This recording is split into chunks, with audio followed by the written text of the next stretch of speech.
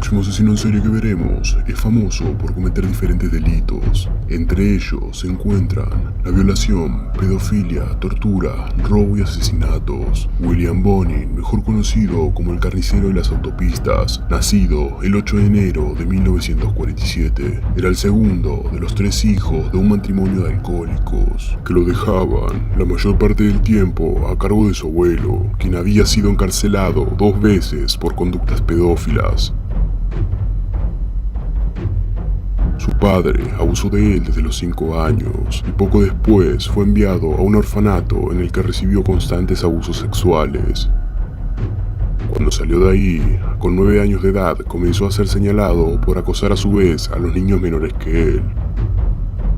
Había dejado de ser una víctima para convertirse en un depredador sexual.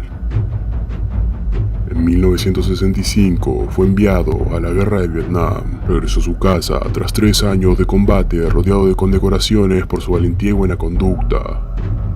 Más tarde se sabría que durante ese periodo violó a 2 soldados a punta de pistola. Probablemente la experiencia en el ejército fue un detonador clave para el desarrollo de sus conductas sádicas.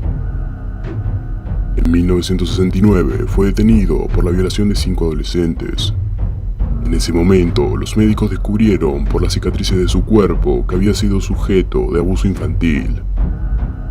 Sus testimonios de aquel entonces evidenciaron que él no recordaba nada.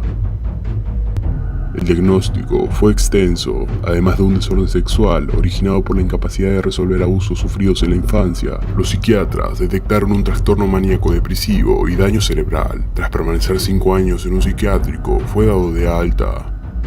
Un año después, fue encarcelado por violar de nuevo a un menor. Bonin salió de prisión en 1978. Se mudó a un pequeño pueblo de California, consiguió empleo como conductor de camiones, novia y nuevas amistades. En aquella época conoció a Vernon Brooks, un joven de 22 años que se enamoró de él. A los pocos meses se convertiría en su primer cómplice. Con la asistencia de Brooks, Bonin se consagró como asesino serial.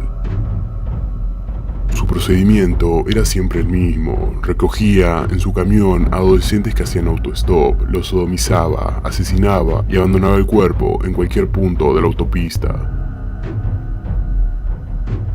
La primera víctima apareció en mayo de 1979. El joven Thomas Glenn, de 14 años, había sido violado, castrado, apuñalado, degollado, deformado a golpes y asfixiado. En diciembre de ese año, tras encontrar 5 cadáveres con rasgos similares, la policía reconoció que se enfrentaba a un asesino serial. Bonin continuó sus ejecuciones durante 1 año y medio. En ese periodo tuvo al menos 4 cómplices. Jóvenes psicópatas sexuales atraídos por su conducta sádica, que participaban en el secuestro y abuso de adolescentes. En mayo de 1980, William Pugh, uno de sus secuaces, fue encarcelado por el robo de un vehículo.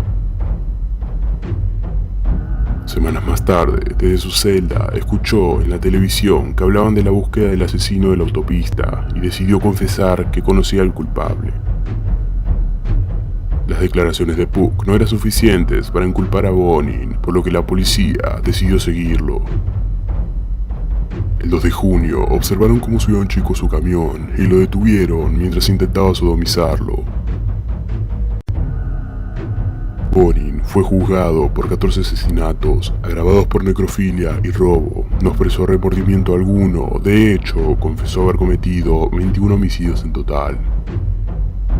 Atemorizados por la posibilidad de ser condenados a muerte, sus cómplices declararon en su contra, explicando con detalle el modus operandi de las torturas ejercidas en sus ataques.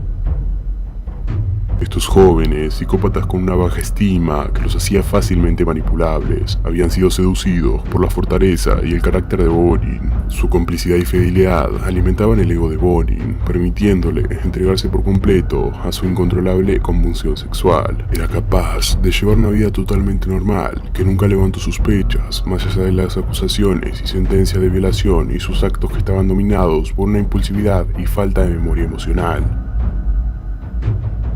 Igual que una adicción, y aunque aseguró a sus compañeros en crímenes en numerosas ocasiones que no quería seguir matando, William Bonin sufría crisis homicidas puntuales que le llevaban a actuar más como una bestia que como un ser humano. Probablemente los horrores de la infancia, agudizados por su experiencia en la guerra de Vietnam, lo convirtieron en un explosivo de mecha extremadamente corta, sin distinción alguna entre el bien y el mal, y con lapsus de éxtasis asesino. Su líbido despertaba mucho más que un deseo sexual. En 1982 fue declarado culpable de 10 asesinatos y sentenciado a muerte. Un año después recibió una segunda condena por otros 4 asesinatos. En 1996, tras más de una década de apelaciones de los juzgados, fue ejecutado en la prisión de San Quintín.